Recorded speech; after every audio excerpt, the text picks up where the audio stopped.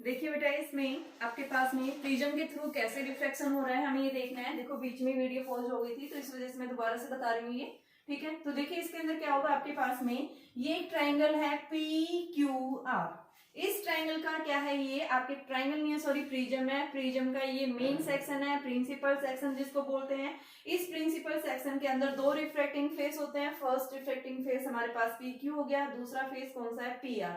जब यहाँ से रिफ्रैक्शन हो रहा है इस प्रिज्म के थ्रू, तो यहाँ से कैसे रिफ्रैक्शन होगा बेटा, सबसे पहले रे ऑफ लाइट, एक इंसिडेंट रे ऑफ लाइट जो है फर्स्ट रिफ्रैक्टिंग फेस के ऊपर फॉल हुई है, जिसमें एंगल ऑफ इंसिडेंस I बना है। जैसे ये ray of light radiated medium से डेंसर में जाती है तो क्या करेगी, नॉर्मल के टुवर्ड्स बेंड हो जाएगी, तो ये हमारे पास में क्या बनेगी, रिफ्रैक्टेड रे बनेगी। अब उसके बाद डेंसर से किस में जा रही है, रेडिएटेड मीडियम में, तो फिर ये क्या करेगी, नॉर्मल से अभी बेंड हो जाएगी। और यहाँ पे हमने क्या दिखाया, इंसिडेंट रे और साथ में ये जो फाइनल रिफ्लेक्टेड रे है, इनके बीच में जो एंगल बनता है, इस एंगल को हम बोलते हैं डेविएशन, कि इतने एंगल से रे ऑफ लाइट क्या होगी, डेविएट हो गई है। ठीक है, तो अब हमें क्या करना है, इस डेविएशन की वैल्यू को निकालना है। कैसे निकालेंगे, तो देखो फर्स्ट फेज से डेविएशन बना I माइनस R1 और सेकेंड फेज से डेविएशन बना E माइनस R2। हम क्या ले रहे हैं, मैंने अभी क्या बताया बेटा, आपके पास में एक ट्राइंगल बन रही है। कौन सी ट्राइंगल बन रही है, RST। और इस RST ट्राइंगल के अंदर हम क्या लिखेंगे कि आपके पास में जो टोटल डेविएशन जो बनेगा वो डेविएशन किसके इक्वल बनेगा, यानी कि जब कोई भी एक ट्राइंगल है, इस ट्राइंगल में यानी एक्सटर्नल एंगल्स का सम किसके इक्वल होगा, इंटरनल एंगल्स के इक्वल। तो इसको हम क्या लिख सकते हैं, ट्राइंगल RST के अंदर del is equal to del 1 plus del 2, और डेल आपके पास में यानी कि I माइनस R1 प्लस में E माइनस R2 है। इसको मैं क्या लिख सकती हूँ, I plus E minus R1 plus R2। ये हमारे पास में क्या आ गया, डेविएशन एंगल आ गया। अब मुझे क्या निकालना है यहाँ से कि इस एंगल ऑफ प्रिज्म की वैल्यू निकालनी, यानी R1 प्लस R2 की वैल्यू हम कैसे लिखेंगे। तो इसको निकालने के लिए देखो आपके पास में एक क्वाड्रिलेटरल बन रहा है PSOTS। ठीक है, तो इन द क्वाड्रिलेटरल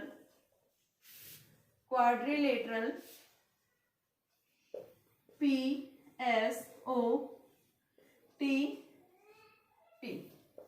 इस क्वाड्रिलेटरल में क्या होगा, देखो ये एंगल नॉर्मल है, नॉर्मल क्या बना रहा है, टोटल 90, ये भी क्या बना रहा है, नॉर्मल इसके साथ में 90 डिग्री बना रहा है, और ये एंगल हमें नहीं पता। ठीक है, तो सबसे पहले हम क्या लिखेंगे कि angle A plus angle 90 plus angle O plus 90 is equal to 360। Quadrilateral के अंदर चारों एंगल्स का सम क्या होता है, 360 डिग्री होता है। तो ये हमारे पास में क्या आ गया, angle A plus angle O is equal to 360 minus 180। तो angle A plus angle O is equal to 180 degree आएगी। ठीक है बेटा, यहाँ से वैल्यू आ गई। अब मैं इस वैल्यू को उठा के कहाँ रखूंगी, देखिए आपके पास में ये एक ट्राइंगल और बन रही है SOT। In triangle SOT, triangle के तीनों एंगल्स का सम क्या होता है, 180। तो R1 प्लस R2 प्लस में angle O is equal to 180। तो बेटा यहाँ से एंगल O क्या लिख सकते हैं, 180 माइनस R1 माइनस R2 लिख सकते हैं। अब मैं इसको उठा के यहाँ पुट कर दूं तो ये मेरे पास में क्या आ जाएगा, देखो एंगल A प्लस में एंगल O की जगह वैल्यू रखो, 180 minus R1 minus R2 is equal to 180। 180 से 180 कैंसिल, तो एंगल A जो आएगा वो क्या आ गया, R1 प्लस में R2 के इक्वल आ गया। तो R1 प्लस R2 का सम क्या कहलाएगा, आपकी ये जो इक्वेशन थी, ये इक्वेशन मान लो फर्स्ट थी, ये इक्वेशन सेकंड थी हमारी, ये इक्वेशन क्या है, थर्ड है, और ये इक्वेशन मैंने फोर्थ ली है। Using the fourth in equation first, then the first equation will becomes I plus E minus R1 plus R2 की जगह हम क्या लिख सकते हैं, A। ठीक है, तो डेल्टा क्या आएगा, I plus E minus A। ये क्या बनेगा बेटा, डेविएशन।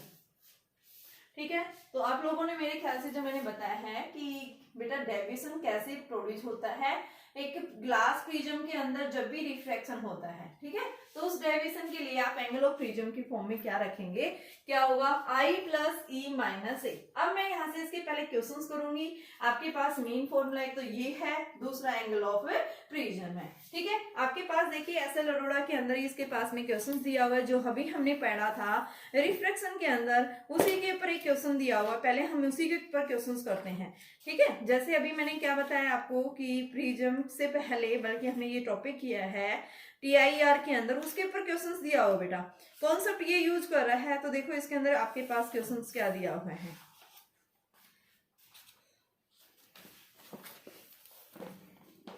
क्वेश्चन है हमारे पास में कि एक रे ऑफ लाइट है, क्या कर रही है, फॉल कर रही है। देखो इसको मिटा रही हूं मैं बेटा।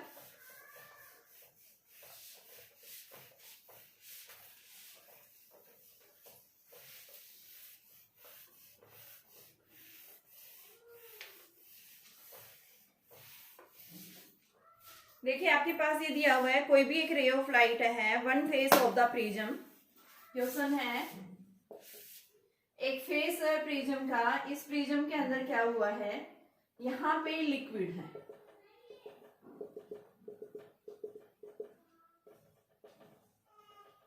क्या है ये, लिक्विड।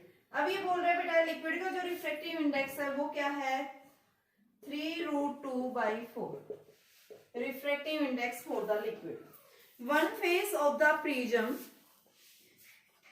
of refractive index, यानी एक फेस का जो रिफ्रैक्टिव इंडेक्स है 1.5 and angle 75 degree is covered, कि 75 डिग्री का एंगल क्या कर रहा है, कवर्ड कर रहा है, ठीक है। तो एंगल ऑफ प्रिज्म का मतलब यानी one face of the covered यानी 75 डिग्री एंगल बना रखा है इस साइड, यानी कि इसका प्रिज्म का जो रिफ्रैक्टिव इंडेक्स है वो क्या है 1.5 और जो एंगल बना है एंगल ऑफ प्रिज्म वो है आपके पास में 75 degree angle.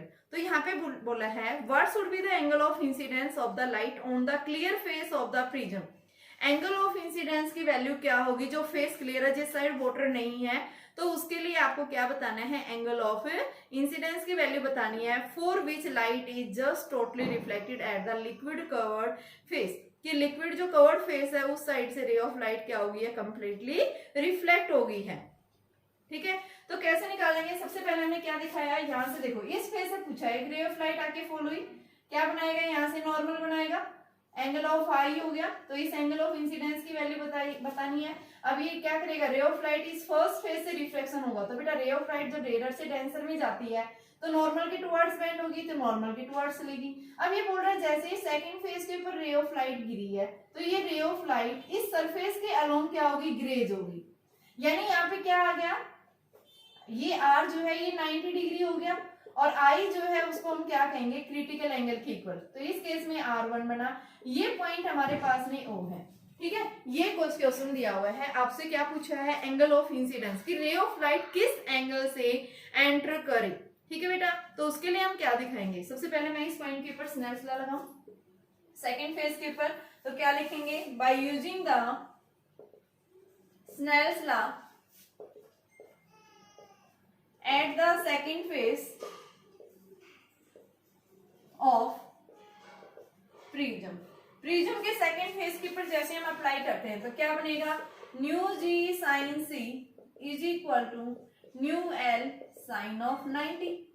New g glass का 1.5, sine C is equal to liquid का √3√2/4, साइन 90 1 होता है, तो साइन सी हमारे पास में क्या आ गया, 3√2/4 इंटू 1.5, ये वैल्यू आ गई बेटा। यहाँ से हम क्या निकालेंगे, क्रिटिकल एंगल निकालेंगे, ठीक है। जब आप इसको सोल्व करते हैं तो ये हमारे पास में ये, इसको पहले एक बार आप रेशनलाइजेशन करो, 1.5 को मैं क्या लिख सकती हूँ, 3/2 लिख सकती हूँ, 3 से 3 कैंसिल, 2 से 2 कैंसिल, क्या बन गया ये √2/2, और इसका अगर हम रेशनलाइजेशन कर दें तो ये हमारे पास में क्या आ गया, 2 बन गया, 1/√2, और 1/√2 कितने एंगल पे होती है बेटा, साइन के केस में, sine C is equal to sine 45, तो सी की वैल्यू क्या आ गई, 45 डिग्री आ गई, क्या है ये, क्रिटिकल एंगल, ठीक है। इस क्रिटिकल एंगल की वैल्यू जब हमने निकाल दी, यानी I2 यानी कि सेकंड फेज के लिए ये क्या है, एंगल ऑफ इंसिडेंस का काम कर रहा है। तो सेकंड फेज के लिए वैल्यू अभी हमने निकाल दी है, ठीक है। अब बेटा निकालना क्या है हमें कि एंगल ऑफ इंसिडेंस। तो एंगल ऑफ इंसिडेंस निकालने के लिए देखो अभी हमने क्या पढ़ा था, angle A is equal to क्या होता है R1 प्लस में R2, प्रिज्म का ही होता है, एंगल ऑफ प्रिज्म दिया हुआ है तो ये 75 डिग्री है। R2 हम किसको बोलते हैं, इसी को बोलते हैं I2, ठीक है। तो यानी कि हम क्या लिखेंगे कि जो I2 है वो हमारा क्या है बेटा कि कितना आ रहा है 45 डिग्री। तो यहाँ से R1 आप निकालो, R1 प्लस 45 डिग्री, क्योंकि C को मैं क्या बोल रही हूँ R2 बोल रही हूँ इस फेज के लिए, ठीक है। तो यहाँ से आप इसको क्या बोल रहे हैं, ये E हो गया, E 90 डिग्री है यहाँ पे। तो R1 की वैल्यू 75 माइनस 45, तो ये हमारे पास में 30 डिग्री आ गया। अब हम इस पे स्नेल्स लॉ लगा सकते हैं, तो क्या बनेगा, न्यू इज इक्वल टू, देखो क्या बनेगा, रेयर से डेंसर में जा रही है तो mu 1 sine I is equal to mu 2 sine of R1। तो न्यू 1 1 है, साइन आई हमें निकालना है और न्यू 2 की value 1.5 sine of 30 degree. Sine 30 होता है 1/2, तो 1.5 अपॉन 2 साइन आई आ गया। तो ये 15/20 हो गया, तो ये आपके पास 3/4, तो I is equal to sine inverse 3/4। ये हमारे पास एंगल ऑफ इंसिडेंस की वैल्यू आ गई है बेटा। यही पूछा था आपसे कि कितना एंगल ऑफ इंसिडेंस, तो इसके अंदर मैंने क्या अप्लाई किया, ये प्रिज्म का जो अभी हमने पढ़ा था, प्रिज्म का रूल यूज किया है, ठीक है। क्वेश्चन हमारे पास में किसका है, जो मैंने पीछे वाला टॉपिक किया था, लेकिन कॉन्सेप्ट किसका यूज हो रहा है, प्रिज्म का यूज हो रहा है। इसलिए हमने क्या किया है, प्रिज्म के थ्रू जो हमने कैसे रिफ्लेक्शन होता है वो कॉन्सेप्ट किया है, ठीक है। अब देखिए और क्वेश्चंस इसके क्या क्वेश्चंस कहता है, देखिए आपके पास है क्वेश्चन दिया हुआ है बेटा कि कोई भी रे ऑफ लाइट जब एक प्रिज्म के थ्रू उसका रिफ्लेक्शन हो रहा है, जैसे ये है, एंगल ऑफ डेविएशन पूछा है और एंगल ऑफ इमर्जेंस पूछा है। Calculate the angle of deviation and angle of emergence.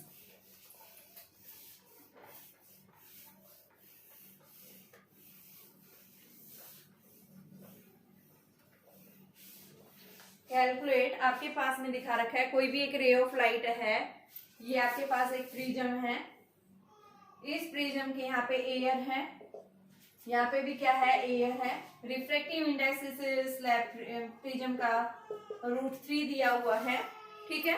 और यहाँ पे कोई भी रे ऑफ लाइट आके फॉल हो रही है जिसने एंगल बनाया है 60 डिग्री का,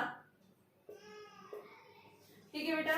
तो आपको क्या दिखाना है कि इक्विलेटरल ट्रायंगल दी हुई है, calculate the angle of deviation, deviation निकालना है and angle of emergence.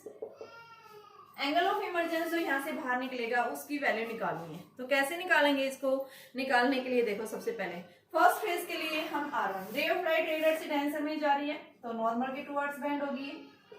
Second phase में क्या हुआ, नॉर्मल है, ये रेडियस से डेंसर से रेडियस नॉर्मल से अवे बेंड होगी, तो यहाँ पे हम एंगल E निकाल रहे हैं, ठीक है। ये एंगल क्या है, O है, ये यहाँ से कोई भी रे ऑफ लाइट गई है, ये एंगल ऑफ प्रिज्म है, ठीक है बेटा। तो सबसे पहले मैंने इसको लिया R1, इसको लिया मैंने R2।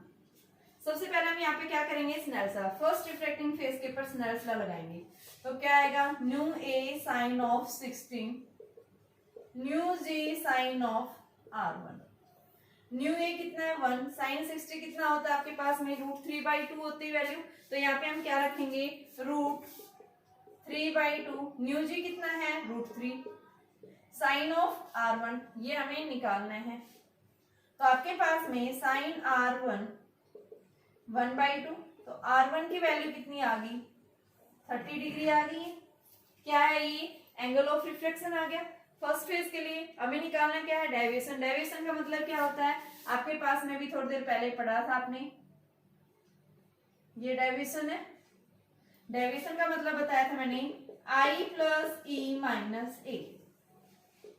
A होता है R1 प्लस में R2, ठीक है। तो ये तो हमने R1 निकाला है, अब R2 हम कैसे निकालेंगे। आपके पास में देखो इक्विलेटरल ट्रायंगल है और इक्विलेटरल ट्रायंगल के लिए तीनों एंगल्स क्या होते हैं, बराबर होते हैं। ये भी 60 डिग्री, ये भी 60 डिग्री, ये भी कितना होगा 60 डिग्री। तो एंगल ऑफ प्रिज्म हमारा कितना आ गया, 60 डिग्री का आ गया, ठीक है। तो यहाँ से हम क्या निकाल सकते हैं, देखो A अभी हमने पढ़ा था R1 प्लस में R2, तो यहाँ से A हमारा 60 है, R1 हमारा 30 है, R2 कितना आ जाएगा 30 डिग्री आ जाएगा, ये क्या है, R2 की वैल्यू आ गई, एंगल ऑफ रिफ्रैक्शन की वैल्यू आ गई। अब R2 हमने निकाल दिया, R1 हमने निकाल दिया, अब हमने क्या निकालना है यहाँ पे, एंगल ऑफ इमर्जेंस निकालना है। तो एंगल ऑफ इमर्जेंस निकालने के लिए हम फिर से सेकंड रिफ्रैक्टिंग फेज के ऊपर फिर से स्नेल्स लॉ अप्लाई कर देंगे। तो क्या लिखेंगे, by using the Snell's law at the second refracting face. Second refracting face जो है प्रिज्म का, इस सेकेंड रिफ्रैक्टिंग फेज के ऊपर हम क्या करेंगे, स्नेल्स लॉ लगाएंगे। तो बेटा ये क्या बनेगा आपके पास में, इसका जो है ग्लास का रिफ्रैक्टिव इंडेक्स इनटू में sine R2 is equal to AR sine of E। तो ग्लास का रिफ्रैक्टिव इंडेक्स आपको कितना दिया हुआ है, √3 साइन ऑफ R2 हमें कितना दिया हुआ है 30, न्यू ए 1 होता है sine of E, √3 sine 31/2 sine of E। तो साइन यानी √3/2 और साइन √3/2 कितने एंगल पे होती है आपके पास में, ये वैल्यू आती है, यानी कि E हमारे पास 60 डिग्री आ गया। अब पूछा क्या था डेविएशन, डेविएशन के लिए मैंने फॉर्मूला बता रखा है, I हमारा कितना है 60, E हमारा कितना है 60, A हमारा कितना है 60, तो डेल्टा की वैल्यू भी कितनी आएगी 60 डिग्री आ जाएगा। डेविएशन पूछा था, बताइए डेविएशन कितना प्रोड्यूस होगा यहाँ पे, तो डेविएशन की वैल्यू हमने निकाल दी है। इसके लिए हमें क्या चाहिए था, R1 R2 और E चाहिए था, तो वो हमने यहाँ से निकाल दिए हैं। ठीक है बेटा, इसी तरह से हम क्या करते हैं, प्रिज्म के जो क्वेश्चंस होते हैं वो हमारे पास में इसी टॉपिक के क्वेश्चंस जो मिलेंगे वो इसी टाइप के मिलेंगे। तो देखिए बेटा, इसके अंदर हमारे पास में जो क्वेश्चंस आते हैं वो इस टाइप के क्वेश्चंस आते हैं। अभी हम देखेंगे कॉन्सेप्ट अभी है हमारे पास में मिनिमम डेविएशन कैसे फॉर्म होता है ग्लास प्रिज्म के अंदर, और साथ में हमें क्या निकालना है, प्रिज्म फॉर्मूला निकालना है। ठीक है, तो सबसे पहले डेविएशन का मतलब देखो, डेविएशन हमने निकाला है, किसके इक्वल आया deviation, delta is equal to I plus E minus A बताया है अभी हमने। ठीक है, अब हमें निकालना क्या है यहाँ पे कि मिनिमम डेविएशन क्या होगा। तो देखो ये प्रैक्टिकली ग्राफ पॉसिबल है हमारे पास में, इसका प्रैक्टिकल भी है। जब हम ग्राफ लेते हैं I और E नोट करते हैं और वहां से हम देखते हैं कि डेविएशन कितना प्रोड्यूस हो रहा है, तो हम देखते हैं कि कोई भी रे ऑफ लाइट, देखो ये आपके पास में एक क्या है, प्रिज्म है, इस प्रिज्म से कोई भी रे ऑफ लाइट किसी भी एंगल से जब क्या कर रही है, एंटर कर रही है, यहाँ से नॉर्मल बना, क्या हुआ इसमें, रेयर से डेंसर में जा रही है, तो ये क्या हो गया, इस तरह से चलेगी। ठीक है, अब ये यहाँ पे डेंसर से रेयर में चला गया है, अब ये चला गया, तो ये एंगल ऑफ इमरजेंस है, ये एंगल ऑफ इंसिडेंस है। ठीक है, ये R1 बात की है, ये हमने R2 बात किया, और ये एंगल ऑफ प्रिज्म है। ठीक है, हमने क्या बताया, देखो एंगल ऑफ डेविएशन का मतलब क्या है, देखो अभी हमने पढ़ा था, अगर इंसिडेंट रे को अगर हम आगे की तरफ बढ़ा देते हैं तो इन दोनों रेज के बीच में जो एंगल बनता है, इस एंगल को हम डेविएशन बोलते हैं। अब बेटा मुझे डेविएशन की वैल्यू देखनी है, अगर मैं यहाँ से क्या देती हूँ, देखो मैं फर्स्ट इस पॉइंट के ऊपर जब मैं स्नेल्स लॉ लगाती हूँ, तो स्नेल्स लॉ मेरे पास में आता है sine I1 is equal to sine I is equal to क्या आएगा, mu sine of R। Second पे यहाँ पे स्नेल्स लॉ लगाती हूँ तो क्या आता है, mu sine R2 is equal to sine of E। क्या देखती हूँ, दोनों में मेरे पास अलग अलग वैल्यू आ रही है। अगर हम एंगल ऑफ इंसिडेंस यहाँ से कुछ और ले रहे हैं और एंगल ऑफ इमरजेंस हमारा डिफरेंट आ रहा है, जैसे मान लो I मैंने लिया 30 डिग्री, E मेरे पास में आ गया मान लो 20 डिग्री या 25, कुछ भी आ गया मान लो। ठीक है, एंगल ऑफ इंसिडेंस हमारा ये है, एंगल ऑफ इमरजेंस ये है, बट डेल्टा की वैल्यू दोनों केस में क्या आती है, सेम आती है। डेल्टा की वैल्यू रिमेन्स क्या आती है, सेम आती है।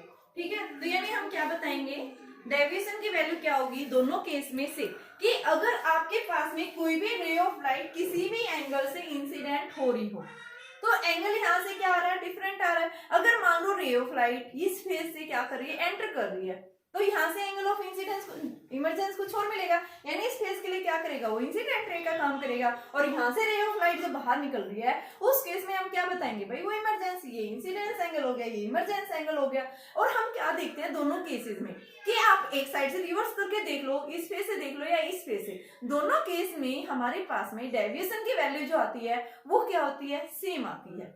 क्या आती है, डेविएशन जो प्रोड्यूस होगा वो क्या होगा, सेम। कि बोथ जब हम ग्राफ ड्रॉ करते हैं तो ग्राफ हमारे पास में इस तरह से आता है, डेविएशन और ये एंगल ऑफ इंसिडेंस, तो ग्राफ पहले क्या होगा, जैसे जैसे आपके पास में एंगल ऑफ इंसिडेंस बढ़ा रहे हैं डेविएशन की वैल्यू डिक्रीज होगी और एक पर्टिकुलर वैल्यू पे जाके एकदम से क्या हो जाता है, बढ़ जाती है वैल्यू।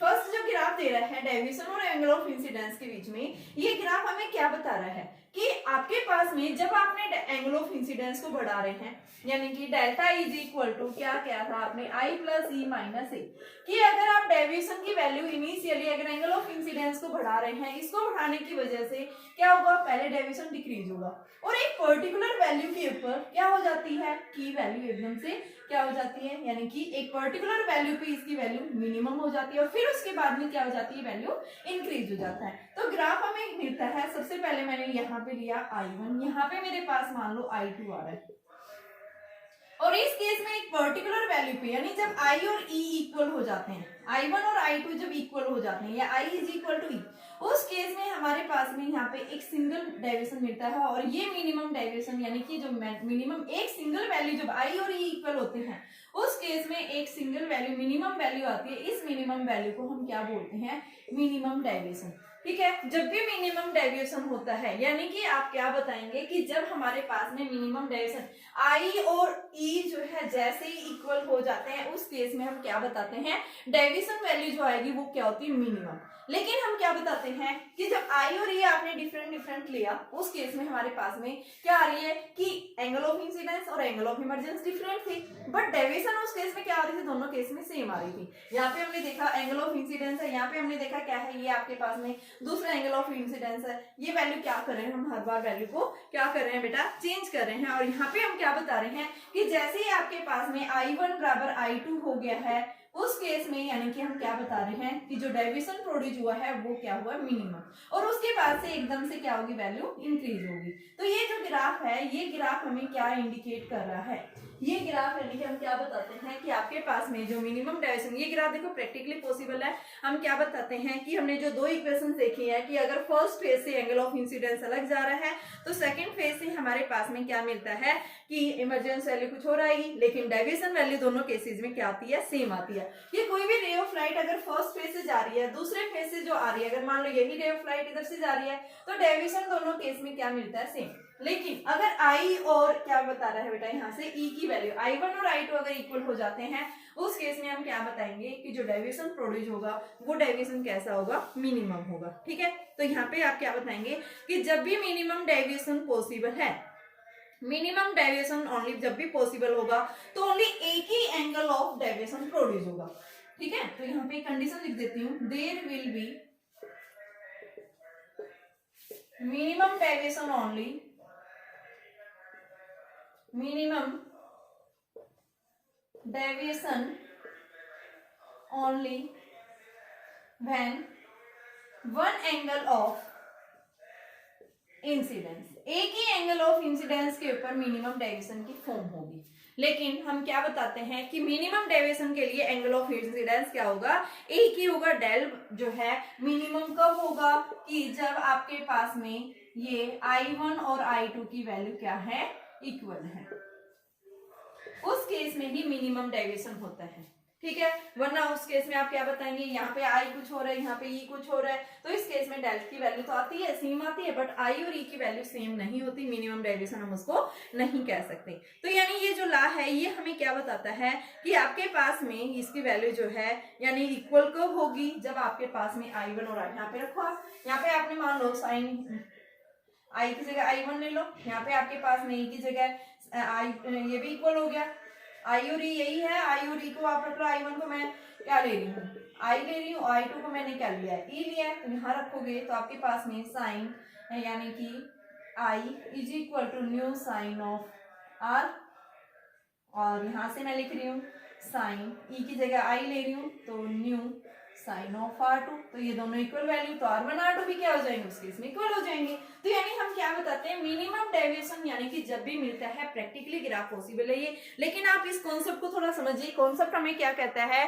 कि अगर किसी भी प्रिज्म के जब भी किसी अलग अलग फेस के ऊपर कोई भी रे ऑफ लाइट आती है, तो यहाँ पे हमें एंगल ऑफ इंसिडेंस और एंगल ऑफ रिफ्लेक्शन जो है दोनों कैसे मिलते हैं बेटा, डिफरेंट मिलते हैं। ठीक है, लेकिन हम क्या बताते हैं कि एंगल ऑफ इंसिडेंस और एंगल ऑफ आपका इमरजेंस है, यानी अगर इन दोनों की वैल्यू सेम है तो उस केस में हम क्या बताते हैं, डेल जो प्रोड्यूस होगा वो मिनिमम प्रोड्यूस होगा, यानी only one angle of incidence के ऊपर एंगल डेविएशन जो प्रोड्यूस होगा वो मिनिमम होगा। ठीक है, यहाँ पे अगर इस पे कुछ और आ रही है, इस पे कुछ और आ रही है, तो उस केस में हम डेल्टा की वैल्यू सेम बता सकते हैं, लेकिन आई और ई क्या आ रहे हैं, अलग अलग आ रहे हैं। ठीक है, तो यहाँ पे मिनिमम डेविएशन ओनली इक्वल कब होगा, जब आपके पास में इन दोनों की वैल्यू क्या हो जाती है, इक्वल हो जाती है। तो उस केस में जो डेविएशन यहाँ प्रोड्यूस होगा उस डेविएशन को हम क्या बोलेंगे, क्या है वो आपके पास में मिनिमम डेविएशन है। अब मिनिमम डेविएशन के केस से हम क्या निकाल सकते हैं बेटा, यहाँ से प्रिज्म फॉर्मूला निकालेंगे। तो यहाँ से हम प्रिज्म फॉर्मूला कैसे निकालेंगे, तो इस प्रिज्म फॉर्मूला में देखिए आपके पास में क्या आ जाएगी, यानी कि आई और ई को आपने क्या ले लिया, इक्वल ले लिया। आई और ई क्या है यहाँ पे, इस केस में इक्वल ले लिया हमने। ऐसे ही हम क्या बताएंगे, R1 R2 भी हमारे पास में, मान लो I1 I2 को मैंने क्या ले लिया, आई और ई को मैंने आई की इक्वल, R1 R2 को मैंने क्या ले लिया, इक्वल ले लिया। तो उस केस में हमारे पास में फॉर्मूला क्या बनेगा, देखो del is equal to I plus में ए माइनस ए। तो ये क्या बना बेटा, आई प्लस ई यानी कि 2i माइनस ए, और ए क्या था आपके पास R1 प्लस R2, तो इसको हम क्या लिखेंगे 2r, क्योंकि R1 R2 इक्वल है तो r is equal to a/2। तो यहाँ पे ये जब इक्वल रख रहे हैं तो इस केस में डेल की वैल्यू क्या होगी, मिनिमम होगी। तो यहाँ पे आपके पास में आई की वैल्यू क्या आ जाएगी, देखो डेल मिनिमम प्लस में a/2 इज इक्वल टू आई, और r हमारा क्या आ गया a/2। अब हम क्या करेंगे, स्नेल्स लॉ अप्लाई करेंगे। तो स्नेल्स लॉ हमारे पास में क्या कहता है, mu is equal to sine i upon में साइन आर। तो mu is equal to sine i की वैल्यू क्या होती है, A plus delta m upon 2 upon में साइन a/2। तो ये जो फॉर्मूला होता है, इस फॉर्मूले को हम क्या बोलते हैं, क्या है ये आपके पास में प्रिज्म फॉर्मूला। तो प्रिज्म फॉर्मूला क्या है बेटा, ये हमारे पास में क्या कहलाएगा कि क्या है, प्रिज्म फॉर्मूला। ठीक है, और जब भी आपके पास में मिनिमम डेविएशन फॉर्म होता है तो उस केस में आप क्या बताएंगे कि जो आपके पास में रे ऑफ लाइट जो रिफ्रैक्ट हो रही है, ये जो पोर्शन है, ये क्या होगा, रिफ्रैक्शन जो साइड होगी ये क्या होगी, बेस के बिल्कुल पैरेलल होगी जब भी मिनिमम डेविएशन फॉर्म होगा। तो आप ये याद रखना है कि जब भी रिफ्रैक्शन फॉर्म हो रहा है प्रिज्म के अंदर, ये वाली जो साइड है ये क्या होगी, साइड के बेस के बिल्कुल पैरेलल होगी। ठीक है, तो आप ये बता सकते हैं। ठीक है, और आपके पास में बेटा जब प्रिज्म हमारी थिन होगी तो एक तो फॉर्मूला ये याद रखना है। ठीक है, एक आपके क्या ध्यान रखना है इसका, थिन प्रिज्म के लिए। तो थिन प्रिज्म में देखो क्या होता है, प्रिज्म जो है वो थिन कब होगी, हमें ये देखना है कि प्रिज्म जो है वो आपके पास में थिन कब होती है। तो उसके लिए देखो आपके पास क्या फॉर्मूला पड़ा है, delta is equal to I plus e minus A. तो यहाँ से हम क्या लिखेंगे, देखो हमने अलग अलग फेज से फॉर्मूला लिया था। सबसे पहले फर्स्ट फेज से लिया था, mu one sine of I is equal to mu sine of R1। दूसरे से हमने लिया था mu sine of R2 1 sine of E। ये 1 था रिफ्रैक्टिव इंडेक्स। तो यहां से आपके पास में देखो इस केस में I को हम क्या लिख सकते हैं बेटा, यहाँ पे देखो प्रिज्म जब आपके पास मिनिमम डेविएशन फॉर्म हो रहा है उस केस में हम क्या बताएंगे कि I1 और I2 क्या हो गए हैं बेटा, स्मॉल एंगल्स। ठीक है, स्मॉल एंगल ऑफ इंसिडेंस हो गए हैं। तो उस केस में हम क्या बताएंगे कि जब भी प्रिज्म यानी कि आपके पास में एंगल ऑफ प्रिज्म अगर क्या है, स्मॉल है, एक थिन प्रिज्म यानी क्या का मतलब क्या होता है कि आपके पास में रिफ्रैक्टिंग एंगल जो है उसकी वैल्यू क्या है, वेरी स्मॉल। ठीक है, तो यहाँ पे आप क्या बताएंगे, सबसे पहले कि थिन प्रिज्म की बात कर रहे हैं। थिन प्रिज्म कब कहेंगे, thin prism, a prism is said to be thin whose refracting phase is said to be thin whose refracting phase is very thin। मतलब a भी क्या होगा, स्मॉल होगा। ए स्मॉल हो गया यानी एंगल ऑफ प्रिज्म की वैल्यू बेटा क्या आ गई, स्मॉल आ गई। तो उस केस में आप क्या बताएंगे कि आपके पास में जो साइन की वैल्यू होगी, स्मॉल एंगल ऑफ इंसिडेंस और एंगल ऑफ इमरजेंस क्या होगी, स्मॉल एंगल ऑफ इंसिडेंस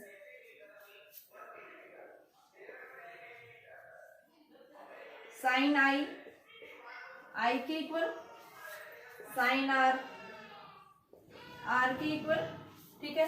तो ये क्या बनेगा आपके पास में, फर्स्ट इक्वेशन जो बनेगी I is equal to mu R and यहां से E is equal to mu R2।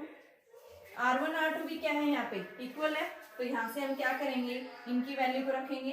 तो ये आपके पास में क्या आ जाएगा, delta is equal to I की जगह न्यू R1 और यहाँ पे इसकी जगह न्यू R2 और ये आपके पास में क्या है माइनस ए की जगह भी हम क्या ले रहे हैं R1 प्लस में R2। तो ये हमारे पास में क्या आएगा, न्यू -1 R1 प्लस में न्यू इंटू -1 R2। तो बात तो वही आ रही है आपके पास में, यानी कि इसको आप क्या है R1 R2 सेम है, तो I is equal to mu R और E की वैल्यू भी क्या आ गई न्यू R। तो इसको हम क्या लिखेंगे कि आपके पास में del is equal to mu R to mu R minus 2R, ठीक है बेटा। तो आपके पास में ये वैल्यू जो आएगी, यानी कि इनकी वैल्यू हमने क्या रख दी है, इक्वल रख दिया है, या फिर आप इसको R1 R2 की फॉर्म में रहने दो, ठीक है। हमें इसको क्या लिखेंगे, del is equal to mu R1 plus में न्यू R2 माइनस ए, तो यहाँ से mu common R1 plus R2 minus A, और R1 प्लस R2 क्या होता है ए होता है माइनस ए, तो क्या आ गया न्यू -1 इंटू ए। ये क्या होता है हमारे पास फॉर्मूला होता है, क्या है ये आपके पास में रिफ्रैक्शन। जब भी कोई रे ऑफ लाइट जब क्या कर रही है, फॉल करती है किसी भी प्रिज्म के ऊपर, एंगल ऑफ इंसिडेंस की वैल्यू क्या होगी, स्मॉल होगी। तो डेविएशन जो है वो एंगल ऑफ इंसिडेंस के ऊपर इंडिपेंडेंट करता है, ठीक है। डेविएशन जो प्रोड्यूस होगा वो आपके पास में ये होगा, ठीक है बेटा। तो आज के लिए इतना ही, कल हम इसके न्यूमेरिकल्स करेंगे, आगे डिस्पर्सन पढ़ेंगे। डिस्पर्सन के बाद में यानी प्रिज्म का टॉपिक पहले पूरा खत्म कर देते हैं, उसके बाद में फिर हम नेक्स्ट टॉपिक लेंगे।